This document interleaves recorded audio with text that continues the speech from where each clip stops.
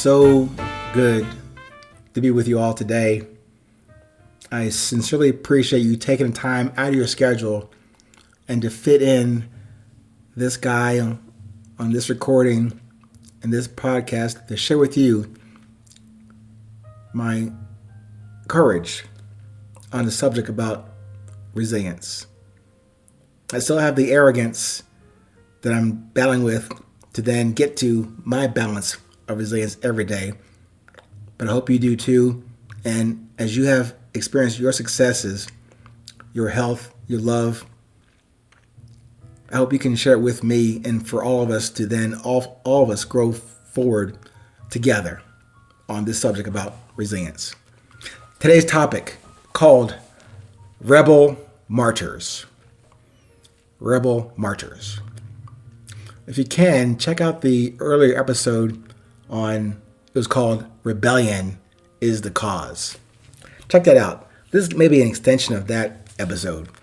So this term, rebel martyr, that came to me just as a theme in a conversation we're going to have today. So my simple words and thoughts, not anything I claim or can claim as mine. I can only observe and choose the thoughts provided to me every day.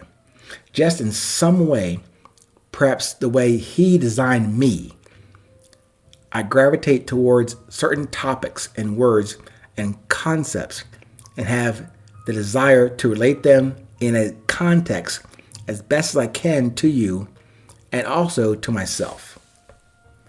But when I observe that they are rebel martyrs, I love the term, but probably a title bestowed on those after they have died or after their terrible death, or best stated, after someone kills them physically, but not their spirit.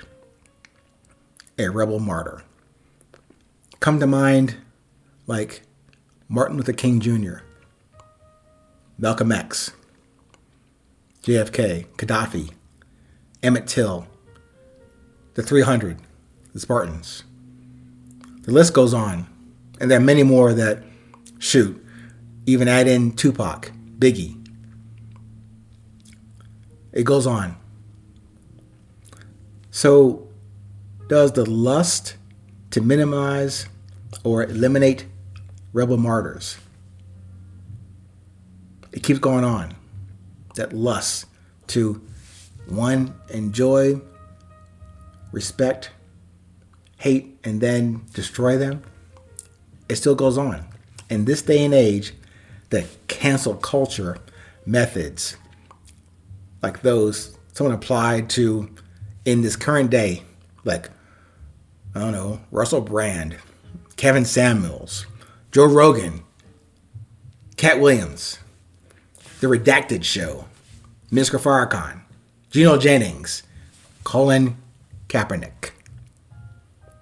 Anyone who has the courage to speak from their heart and positive intentions for the world. Not for themselves, for the world.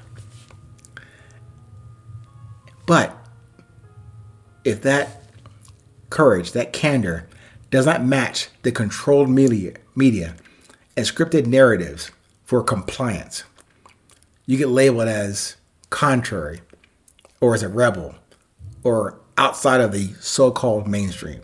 Sometimes you have to swim upstream of the mainstream to get to the cause and not get twisted in the churn and chaos of the flow that goes as directed by those at the headquarters or the headquarters of the fake traditions and management by force.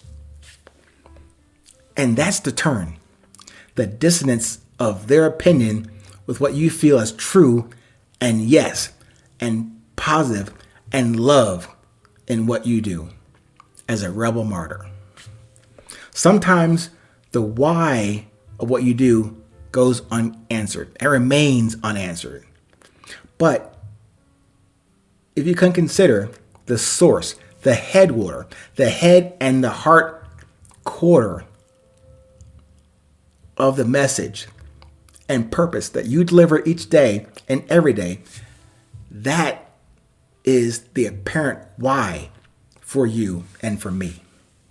Not a matter of competition or comparison, or me to you, or you to them, or us to the sheep who don't question the TV people.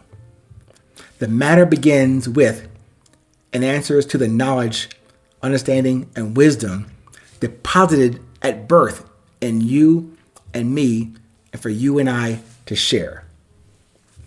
How about this analogy? Like that daily bread thing we heard of in church. We can't beat all that bread. You can't eat all that bread myself. Although I've had enough of that bread and I'm already fat enough. But I can't eat all that bread.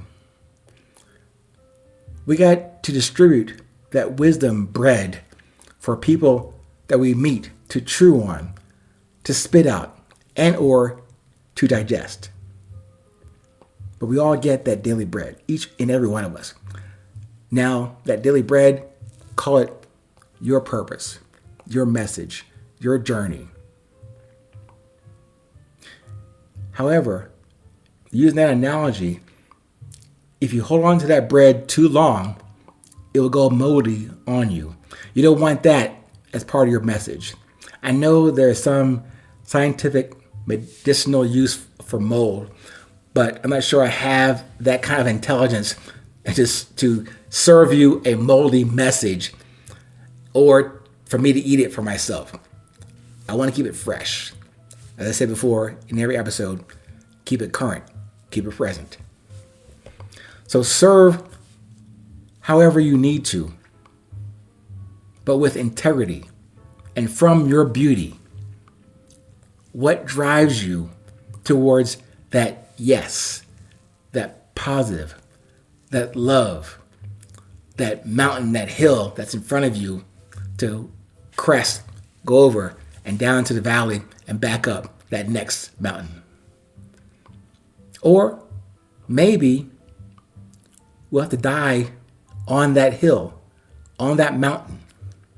But maybe, just maybe, as rebel martyrs, we provide a living example in the meantime for those who haven't seen this approach that we're sharing today about presence, about resilience, about progress, about life and love here and now. Let me close with this. Not advocating you to do something out of your own character, but once you have figured out what your purpose, what your message, what your beauty, what your drive, what your desire is, that's your cause. That's your why. Rebel with your cause. Thank you. As always, stay present, stay current. It's always 8:20.